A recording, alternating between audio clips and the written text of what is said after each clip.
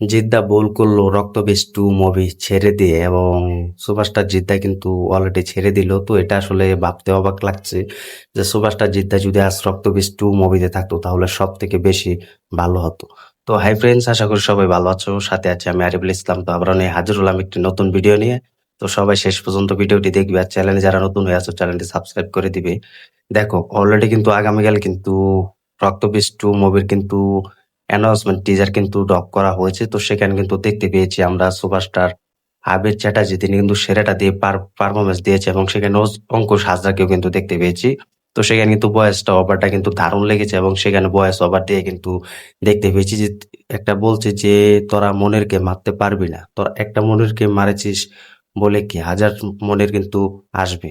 তো এটা কিন্তু ভয়েস ওভারটা দিয়েছে, সত্যি বলছি ভাই, এটা দারুণ লেগেছে। এরকম বাংলা ইন্ডাস্ট্রিতে এবং টলিউড ইন্ডাস্ট্রিতে এরকম পারফরমেন্সের সেরা মুভি যদি বলতে হয় তাহলে এই রক্তবীজ 2। রক্তবীজ মুভির কথা যদি বলি আমরা, যে পার্ট 1 সেটা কিন্তু দারুণ লেগেছে। তো সেখান থেকে কিন্তু গল্পটা 2 এই নির্মাণ করে কিন্তু এই 2 কিন্তু সাজিয়ে রাখা হচ্ছে।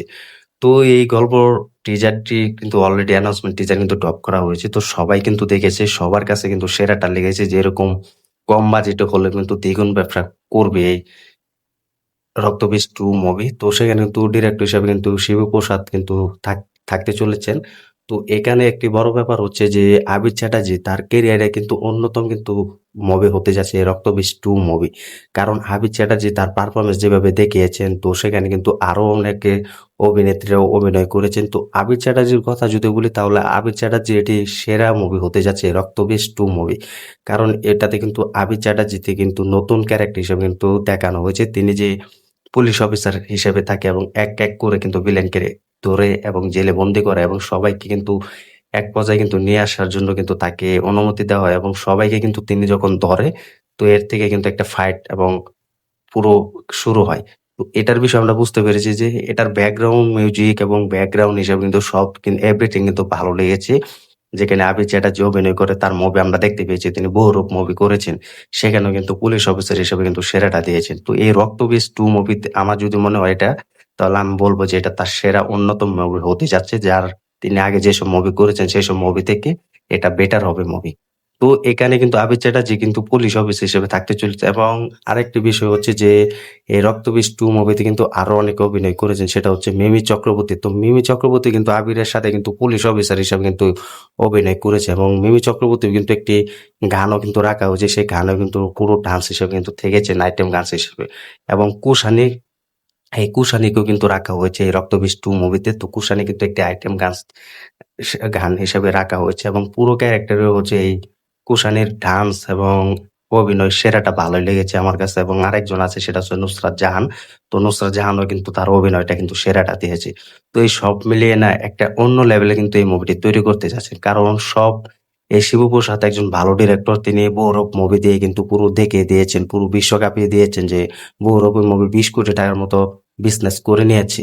তো এই মুভিটি কিন্তু এক অন্যতম লাগে। তো এটাই এখন দেখার বিষয়, সেটা তোমরা কমেন্ট করে জানিয়ে দাও। এখন যদি কথা বলি যে সুভাষটা জিৎ দাই এই রক্তবীজ 2 মুভিটি ছেড়ে দিয়েছে, তো এটা আসলে বিরাট একটা বড় একটা ভুল করলো আমার যেটা মনে হয়।